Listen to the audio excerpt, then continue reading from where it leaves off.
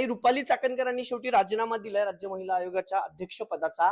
तुमची मागणी होती, सुषमा अंधारेंनी मागणी केली होती, अखेर तो राजीनामा आलाय, पण मुख्यमंत्र्यांनी सांगितल्यानंतर राजीनामा दिलाय असं बोललं जातं. म्हणून तर सांगितलं ना की चाकणकर एवढ्या निर्लज्ज आहेत, नैतिकतेच्या आधारावर राजीनामा द्यायला पाहिजे होता. तो न देता त्यांना मुख्यमंत्री देवेंद्र फडणवीस साहेबांनी सांगितलं पहिला राजीनामा द्यायचा आणि मग बोलायचं. त्यातही त्यांनी ती नोटंकी केली. महासंचालकांकडे जाताना खरं तर राजीनामा हा महासंचालकाकडे देतात आणि तो देत असताना तिथे ते नाटक केलं की या गुन्ह्याची चौकशी अत्यंत निपक्ष पाहिजे. अहो, त्या गुन्ह्याच्या सहकारी आरोपी तुम्हीच आहात, त्यामुळे तुमची तर चौकशी होणारच आहे, तुम्हाला अटक सुद्धा होणार आहे. त्यामुळे हे जे काही काल त्या थोटान दाखवत होत्या ते अत्यंत धादांत खोटं होतं आणि निर्लज्जासारखं. सुनेत्रा वहिनींना राजीनामा देताना हसतायत.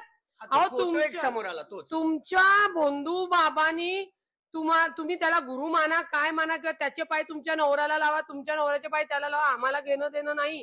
आमचा बोलण्याचा विषय, तुम्ही संविधानिक पदावर होता, जे कर्तव्य तुम्हाला दिलं होतं तिथं तुम्ही महिलांवर बलात्कार करणाऱ्या बंधू बाबाच्या सोबत होता, त्याची मदत केली वर्षापूर्वी आणि तुम्ही सांगता माझे त्याच्याशी काही संबंध नव्हते. इवन त्यांच्या त्या संस्थेला 39 लाख लिटर पाणी देण्यासाठी आपण पत्रव्यवहार केलेला आहे. याचा अर्थ आता माझी मुख्यमंत्र्यांना एकच विनंती आहे, चाकणकर बाईला तातडीने अटक करून सखोल चौकशी करून जे सहकारी याच्यात समाविष्ट आहे त्यांना सगळ्यांना आरोपी करणं. कारण का हा लढा आमचा थांबलेला नाही.